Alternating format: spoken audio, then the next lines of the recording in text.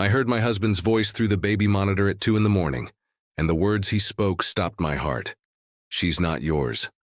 I was standing in the kitchen making myself tea because I couldn't sleep, and his voice came through so clearly I thought he was standing right beside me.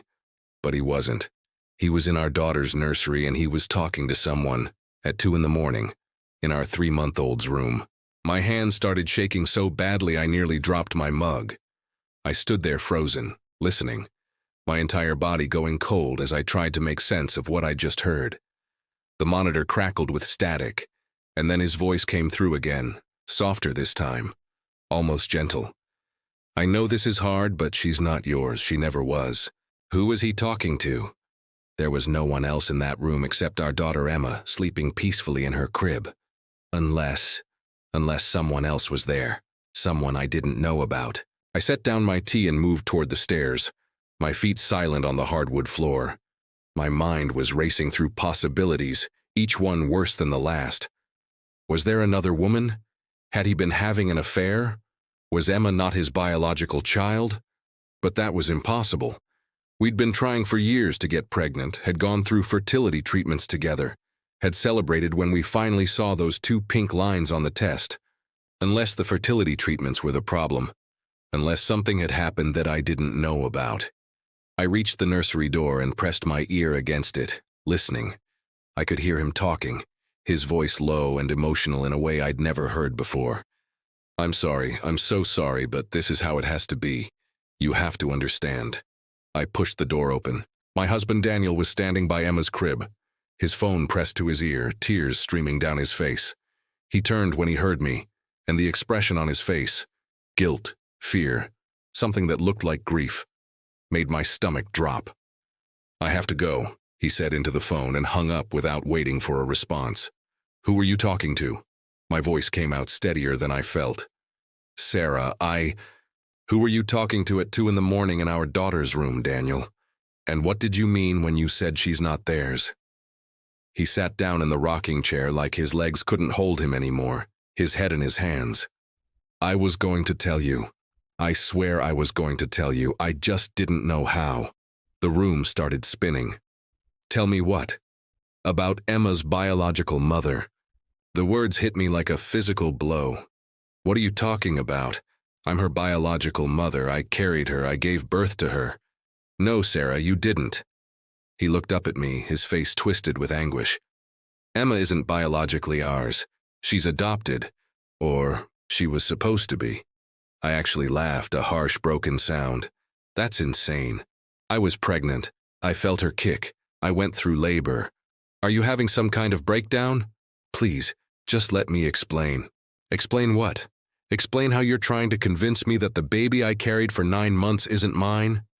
Daniel, I think you need help. Serious help. The fertility clinic, he said desperately. Do you remember the last round of IVF? The one that finally worked? I remembered. Of course I remembered. After 3 failed attempts, after thousands of dollars and countless tears, that 4th round had been our last hope. And it had worked. Emma had been our miracle. What about it?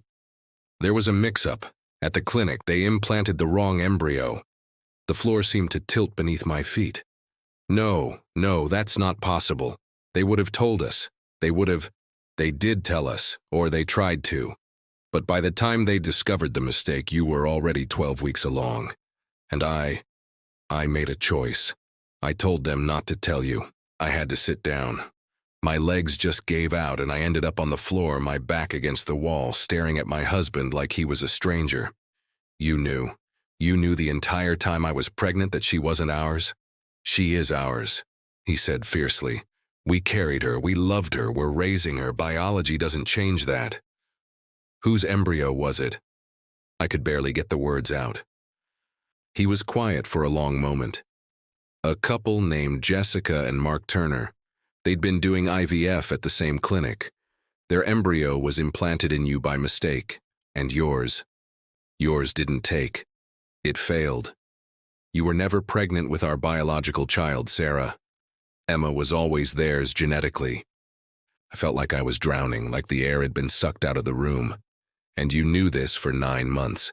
You watched me grow her, felt her kick with me, held my hand through labor, and you never told me. I was trying to protect you. You'd been through so much already, so many failed attempts. I couldn't bear to give you more heartbreak. And I thought if they implanted their embryo in you, then legally, morally, she was yours. Ours. Who were you talking to just now? His face crumpled.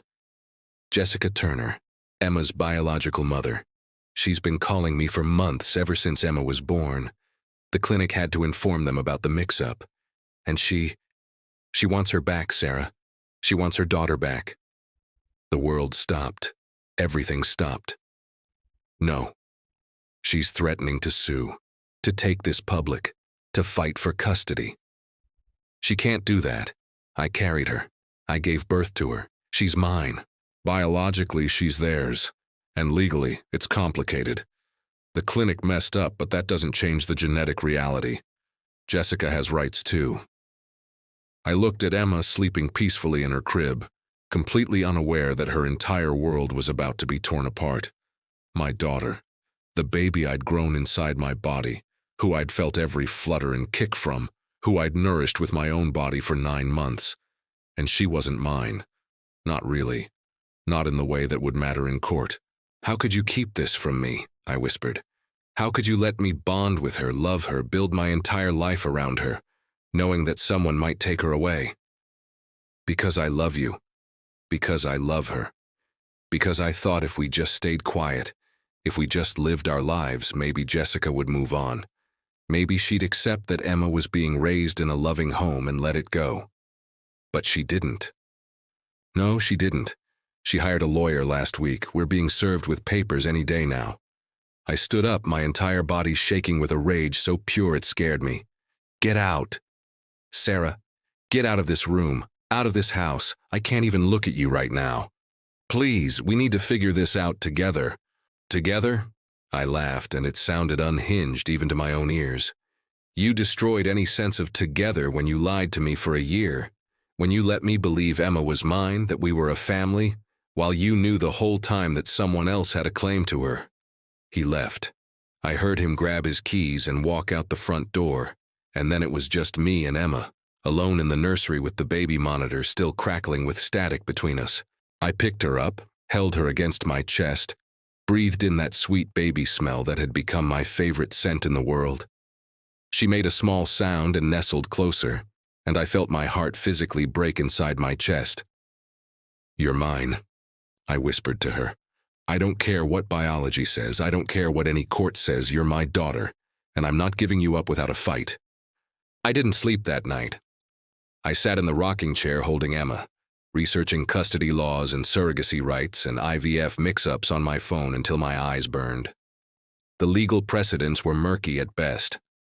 Some cases favored the birth mother, the woman who'd carried and delivered the child. Other cases favored biological parents, especially when the mix-up was clearly the clinic's fault and not intentional. By morning, I'd made a decision. I needed to meet Jessica Turner. I needed to look her in the eye and understand what I was up against. I found her number in Daniel's phone. He'd left it on the kitchen counter when he stormed out. I called at 7 in the morning, not caring if it was too early. She answered on the second ring. Daniel? No, this is Sarah, Emma's mother. There was a long silence. Then, I'm her mother too. I know, that's why I'm calling. We need to talk. In person. Can you meet me today? We met at a coffee shop halfway between our homes. Jessica was younger than I expected, maybe 28, with dark hair and green eyes that were eerily similar to Emma's. She looked exhausted, like she hadn't slept much either. We sat across from each other, two women who'd been thrown into an impossible situation by someone else's mistake. I don't want to take her from you, Jessica said finally, her voice breaking. I want you to know that. But she's my daughter. Genetically, she came from my egg and my husband's, and I never got to hold her. Never got to see her born. That baby you're raising, she was supposed to be ours.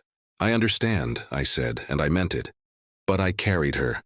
My body nourished her for 9 months. I felt every movement, every hiccup. I went through labor, and I've been up every night for 3 months feeding her, changing her, loving her. Doesn't that count for something? Of course it does, but it doesn't erase my connection to her either. We sat in silence, 2 mothers fighting over the same child, both with valid claims, both with broken hearts. What do you want? I asked finally. What outcome are you hoping for? Jessica wiped tears from her eyes. I want to know my daughter. I want to be part of her life, but I'm not a monster, Sarah. I can see that you love her. And taking a 3-month-old away from the only mother she's known. I don't know if I can do that. So what are you proposing? Shared custody, visitation rights. I want to be her mother too. Not replace you, but alongside you. And I want the truth to be told as she grows up so she knows where she came from. I thought about it, really thought about it. It wasn't ideal, it wasn't what I'd imagined when I dreamed of having a baby. But it was better than losing Emma entirely. Better than years of court battles that would drain us both financially and emotionally. What about your husband, Mark? He wants a DNA test first, to confirm everything. And then, he's willing to explore co-parenting if that's what's best for Emma. Over the next few weeks, we worked it out. The DNA test confirmed what we already knew. Emma was genetically Jessica and Mark's daughter. The clinic admitted fault, settled with all of us to avoid a lawsuit. And we created a custody arrangement that was unconventional, but, we hoped, would work. Emma would live primarily with me and Daniel, if he and I could repair our marriage, which was still uncertain. But Jessica and Mark would have regular visitation, would be involved in major decisions, would be part of Emma's life from the beginning. It wasn't perfect. There were hard days, awkward moments, times when I watched Jessica hold my daughter and felt a jealousy so sharp it took my breath away. But there were also unexpected moments of grace. Jessica teaching me a lullaby her own mother had sung to her. Mark showing me photos of his family so Emma would know where she came from genetically. All of us learning to navigate this strange, blended family we'd never planned but had to make work. The hardest part was forgiving Daniel. It took months of therapy, countless difficult conversations, and a lot of soul-searching. He'd made a terrible choice, keeping the truth from me. But he'd made it out of love, misguided as it was, trying to protect me from pain. And ultimately, we had to decide if our marriage was worth saving, if we could rebuild trust that had been so thoroughly shattered. We're still working on it. Some days are better than others, but we're trying, for Emma's sake and for our own. Emma is 2 years old now. She calls me Mommy and Jessica, Mama Jess. She has 2 homes, 2 sets of parents who love her fiercely, and a story that's more complicated than most. One day we'll explain it all to her, the mix-up, the biology, the choice we all made to put her first. Here's what I've learned. Motherhood isn't just biology. It's not just genetics or who carried a child or whose DNA is written in their cells. Motherhood is showing up every day, choosing love even when it's hard, putting a child's needs above your own wants. Jessica is Emma's mother because of biology, but I'm Emma's mother because of everything else.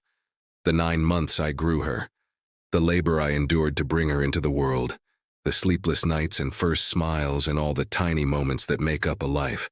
We're both her mothers, and Emma is lucky enough to have twice the love, twice the family, twice the people fighting for her happiness. The baby monitor doesn't scare me anymore. Now when I hear Daniel's voice through it late at night, he's usually singing lullabies or reading stories. And sometimes I hear Jessica's voice too, on the nights Emma stays with her, soft and loving and full of the same devotion I feel. She's not yours, Daniel had said that night. And he was right in a way. Emma isn't solely mine or solely Jessica's. She's ours, all of ours. And maybe that's better than any of us imagined. Maybe having more love in your life is never a bad thing, even when it comes in unexpected packages. Sometimes the families we end up with aren't the ones we planned. Sometimes love is more complicated than biology. And sometimes the hardest thing we can do is share what we thought was ours alone. But if there's anything Emma has taught me, it's that love doesn't divide. It multiplies. And there's always room for more people to love a child, if we're brave enough to let them in.